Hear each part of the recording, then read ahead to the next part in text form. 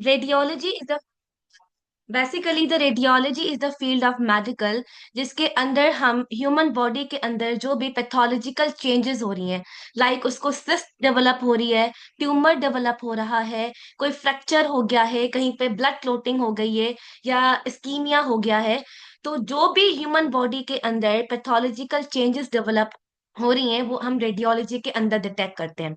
अब जो tumour develop हुआ है वो मैलिग्नेंट है या नॉन मैलिग्नेंट है। मैलिग्नेंट मीन्स कि वो कैंसरियस है कि नॉन कैंसरियस है, या फिर कौन कौन सी ऑर्गन्स जो है इसके अंदर इन्वॉल्व में है और डिजीज की एक्सटेंशन कितनी है, वो सारी हम रेडियोलॉजी के अंदर डिस्कस करते हैं। Now we have a different modalities of radiology, like we have a MRI, CT scan and x-ray, mammography, fluoroscopy, DEXA scan, OPG. So I hope that कि आप सब लोगों को एक्सरे, सीटी स्कैन, एमआरआई के बारे में कुछ ना कुछ फैमिलियर होंगे।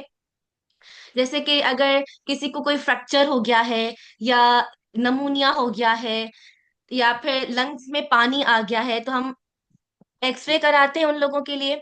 अगर सॉफ्ट टिश्यू में कोई पैथोलॉजी आ गई है तो हम उसके लिए एमआरआई करा रहे होते हैं। अगर हमारे बोन में कोई पैथोलॉजी आ गई है तो उसके लिए हम सीटी स्कैन कराते हैं। Now moving towards the mammography. Mammography एक ऐसा प्रोसीजर है जिसके अंदर हम ब्रेस्ट कैंसर को डिटेक्ट कर रहे होते हैं, और ब्रेस्ट कैंसर की स्क्रीनिंग कराने के लिए हम मेमोग्राफी का जो प्रोसीजर है वो हम यूज कर रहे होते हैं। Now why it is necessary to understand the radiology. Radiology को समझना इसलिए जरूरी है, जैसे कि मैंने पहले बताया कि हम fractures, tumours, infections, bleeding, ischaemia, इस सब की जो है हम डिटेक्शन कर रहे होते हैं। ठीक है। And second most important thing is that कि हम जो डायग्नोस करते हैं या जो हम स्कैन करके देते हैं उसी के बेसिस पर रेडियोलॉजिस्ट रिपोर्ट करता है। So it is very important duty, क्योंकि हमारी एक मिस्टेक की वजह से पेशेंट की पूरी डायग्नोसिस खराब हो सकती है। Now, what subjects which we study in the radiology field?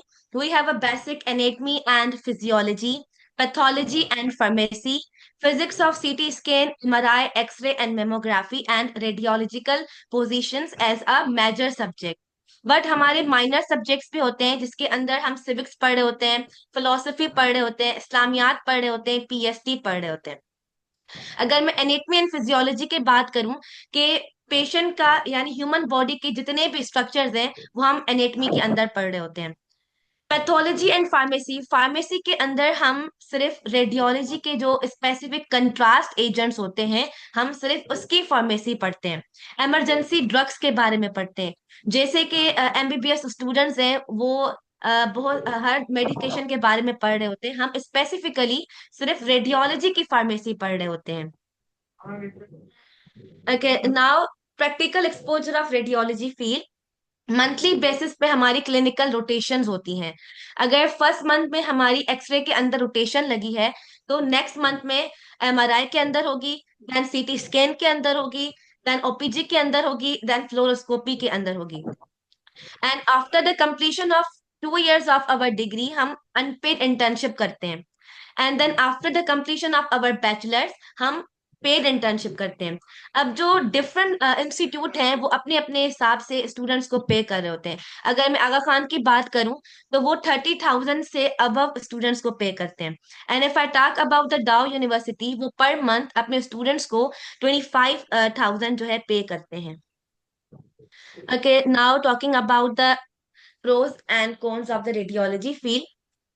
Radiology is very highly demanding, क्योंकि ये एक ऐसी फील्ड है जिसके अंदर continuously new technologies and new innovations develop हो रही हैं। ये एक इमर्जिंग फील्ड है।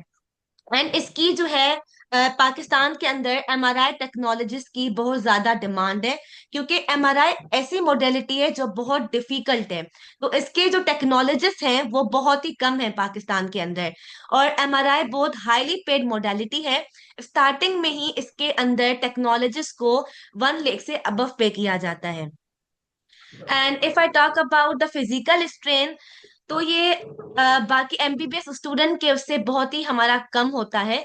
और गर्ल्स को तो बहुत ज्यादा प्रोटोकॉल दिया जाता है रेडियोलॉजी के फील्ड के अंदर। इफ आई टॉक अबाउट डाउ यूनिवर्सिटी, तो वो अपने वुमेन वर्कर्स को नाइट शिफ्ट, इवनिंग शिफ्ट नहीं लगाते, एंड वो संडे को भी नहीं बुलाते। लेकिन जो दूसरे इंस्टीट्यूट्स हैं, वो इवनिंग भी कराते हैं, नाइट भी कराते हैं, और संडे भी लगाते हैं, लेकिन फिर वो अपनी वर्कर्स को वीक में 2 डेज लीव देते हैं।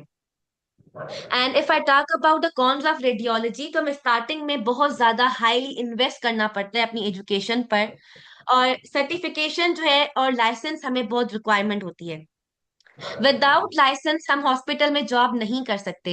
विदाउट लाइसेंस हम अपना पर्सनल सेटअप नहीं लगा सकते। एंड विदाउट लाइसेंस हम जो है मास्टर्स के लिए अप्लाई भी नहीं कर सकते। लाइसेंस लेने के लिए हमें टेस्ट देनी पड़ती है, और हर साल लाइसेंस की एक अलग फीस है। If I talk about the 2025 year, तो इस ईयर लाइसेंस की फीस अप टू 1 लाख है। Now the different universities which are offering the radiology program, we have a Dow University, SIUT, Ziauddin Aga Khan and Jinnah University. अगर मैं डाउ की बात करूं, तो जब मैं एनरोल हुई थी तो तब उनकी फीस थी 1,85,000। बट ये 10% ईच ईयर जो है अपनी फीस इंक्रीज करते हैं। सो इस साल इनकी फीस अप टू 3 लाख तक जाएगी।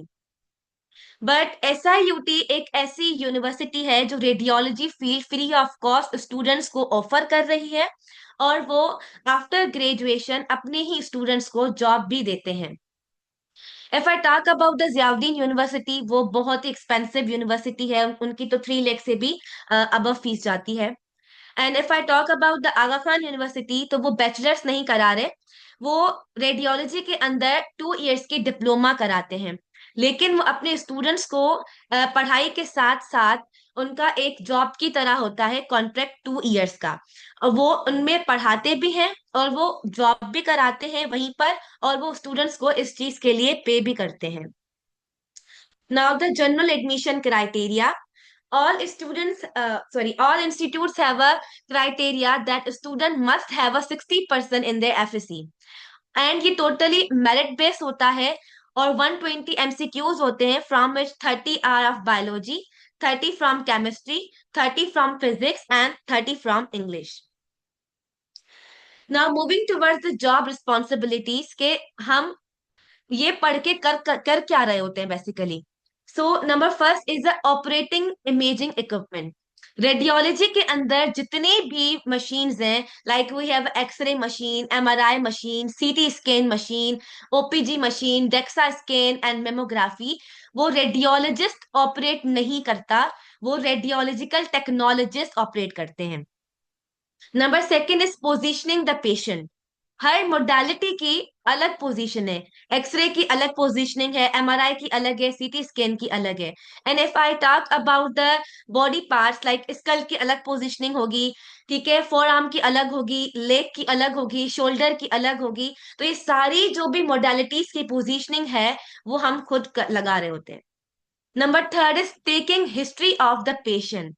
History taking is the major part of the radiology, क्योंकि हिस्ट्री के बेसिस पर ही हम डायग्नोस कर रहे होते हैं, और हिस्ट्री के बेसिस पर ही जो रेडियोलॉजिस्ट है वो रिपोर्ट कर रहा होता है।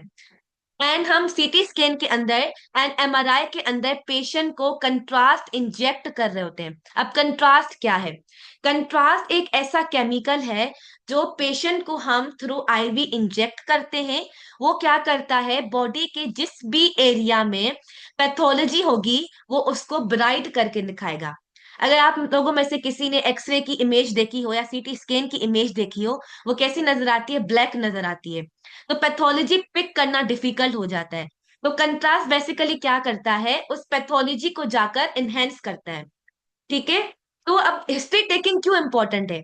हम कंट्रास्ट उस पेशेंट को नहीं देते जो भी मेडिकेशन से एलर्जिक हो, किसी भी मेडिकेशन से एलर्जिक हो, क्या वो मिल्क से एलर्जिक है, किसी भी फूड आइटम से एलर्जिक हो, या वो अस्थमा का पेशेंट हो, या उसकी जो किडनी का फंक्शन है वो जो है कम है, ज्यादा नहीं है, ठीक है, 50% से लो जा रहा है उसका, तो हम उसको कंट्रास्ट इंजेक्ट नहीं करते। अगर हमने हिस्ट्री नहीं ली पेशेंट की और हमने उसको डायरेक्ट कंट्रास्ट दे दिया, तो patient can die. Number fourth is counselling the patient and family. Patient जो है बहुत फ्रस्ट्रेटेड हो रहा होता है, उसको पूरा गाइड करना। और before starting the procedure, patient को हमने कंसेंट फॉर्म साइन कराना होता है। उसमें हमने पूरा डिस्क्राइब करना होता है उसको कि ये आपका प्रोसीजर होगा। हम ऐसे कंट्रास्ट इंजेक्ट करेंगे, इतने मिनट का आपका प्रोसीजर होगा। देन अगर पेशेंट जो है इस पे साइन करता है तो हम गो ऑन करते हैं, वरना फिर हम नहीं करते। Okay.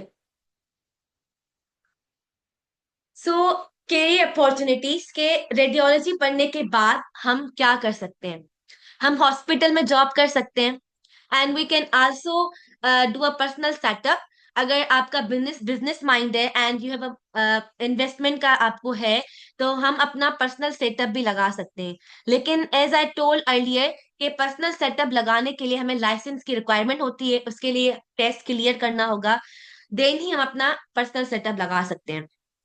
We can also do a job in companies like Hura Pharma and Mars are offering the jobs for the radiology students. And we can also apply for a lecturership. SIUT जो है वो lecturership offer कर रहा है radiology के students को, bachelors के level पर ही। आप बैचलर्स करें, उसके बाद अगर आप साइड कोर्सेज कर रहे हैं, जैसे कि मैंने जो है रेडियोलॉजी के अलावा, रेडियोलॉजी में रेडिएशन प्रोटेक्शन का बहुत ज्यादा काम होता है कि हमने किस तरह रेजिस से अपने आप को बचाना है, पेशेंट को बचाना है। तो इसके भी अलग से कोर्सेज हो रहे होते हैं। तो अगर आपके वो कोर्सेज भी हुए हुए हैं और आप बैचलर्स पास हैं, तो आप लेक्चरशिप के लिए भी अप्लाई कर सकते हैं in SIUT। We can also be a radiographer, radiation safety officer, MRI technologist, and MRI के बाद हम लोग मेमोग्राफर के लिए भी अप्लाई कर सकते हैं। Now moving towards the education and training, diploma of 2 years जो कि आगा खान यूनिवर्सिटी ऑफर कर रहा है, bachelors degree of 4 years, and MS in RT which is basically the masters in radiological technology. Now from all over the Pakistan, Dow University is only university which is offering the masters in radiological technology. We can also do a MPhil and PhD, but unfortunately, no any university from Pakistan is offering MPhil and PhD. अगर हमने MPhil करनी है या PhD करनी है, तो फिर हमें फॉरेन के लिए अप्लाई करना होगा। लेकिन फिर यही है कि हमें फिर फॉरेन के लाइसेंस के लिए भी रिक्वायरमेंट होती है कि वो भी हमसे लाइसेंस मांगते हैं। तो जिस भी हम कंट्री में जाने के लिए कर रहे हैं, तो फिर हमने उसका भी लाइसेंस लेना होगा। There are a lot of misconceptions regarding the field of radiology, so I want to clear few of them. Number one is that all radiology procedures use harmful radiations. No, this is not true. MRI एक ऐसी modality है जो only magnets के ऊपर काम करती है।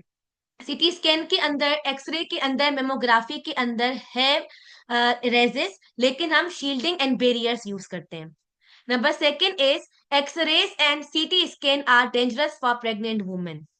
This is true, but this is the protocol of all radiological setups that pregnant worker will not work on the machine. She will only work on the console, and she can also get 6 month maternity leave. Number third is too many rays increase the risk of cancer. All workers have their own dosimeters. Now, what are dosimeters? Dosimeters एक ऐसा device है जो worker के lab coat के ऊपर लगा हुआ होता है, जो हर डेली बेसिस पर रेडिएशंस को डिटेक्ट करता है, एंड मंथली बेसिस पर डोजीमीटर्स को चेक किया जाता है कि वर्कर ने कितनी रेडिएशन रिसीव कर ली है। अमेरिका ने एक डोज लिमिट बता दिया है कि 1 मिलीसीवियर से ऊपर या जो है उसको जाना ही नहीं है।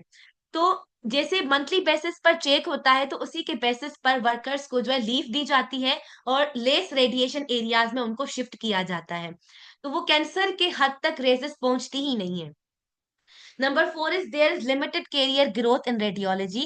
No, this is not true. As I told earlier कि हम अपना पर्सनल सेटअप लगा सकते हैं, हम जो है हॉस्पिटल के अंदर जॉब कर सकते हैं, लेक्चरशिप के लिए अप्लाई कर सकते हैं। कि now the scope of radiology in Pakistan, Pakistan के अंदर जैसे कि मैंने पहले बताया कि MRI टेक्नोलॉजिस्ट की बहुत ज्यादा डिमांड है, और मेमोग्राफर्स की भी, क्योंकि जो वुमेन्स हैं वो बहुत ही कम है मेमोग्राफी के अंदर। तो अगर आप मेमोग्राफी में जा रही हैं, तो आपको 1 लाख से अबव जो है पे मिल सकती है। और फ्यूचर स्कोप भी इसका बहुत ज्यादा है, क्योंकि मैंने पहले भी बताया कि एक इमर्जिंग फील्ड है और रेडियोलॉजी के अंदर एआई जो है बहुत इंटीग्रेट हो गया है। तो इसलिए जो है आउट ऑफ कंट्री भी इसका बहुत ज्यादा स्कोप हुआ है। और जो यूएई है वो बहुत ज्यादा जो है रेडियोग्राफर्स को जॉब ऑफर कर रहा है इस फील्ड में, लेकिन फिर वही कि हमें उसकी जो है लाइसेंस की रिक्वायरमेंट है। सो आई होप कि इस फील्ड के बारे में आपका जो माइंड है वो क्लियर हुआ होगा। अगर नहीं भी हुआ तो it's okay, seek help from Allah. क्योंकि अल्लाह ताला ने कुरान में ये फरमाया है कि वकुल्लु अम्र मुस्तकरन, कि हर काम का एक मुकर्रर वक्त है। सही वक्त पे जो है वो आपको जो है अ, हर चीज मिल जाएगी। अगर मैं अपनी बात करूं तो मुझे तो पता भी नहीं था कि रेडियोलॉजी फील्ड होती क्या है। मैं इतनी फ्रस्ट्रेटेड हो गई थी, मुझे कोई फील्ड नहीं मिल रही थी और मैं अपना ईयर भी वेस्ट करना नहीं चाहती थी। तो मैंने तो अल्लाह पे छोड़ दिया था ये कहकर कि अल्लाह मियाँ आप जहां मुझे ले जाएं। उसके बाद मुझे रेडियोलॉजी के बारे में पता चला, और मैं इतनी नो हाउ थी भी नहीं, लेकिन फिर मैं इस फील्ड में चली गई। लेकिन अल्हम्दुलिल्लाह I am satisfied. So that's all from my side. Best of luck, guys. If you have any question regarding this field, so you can ask.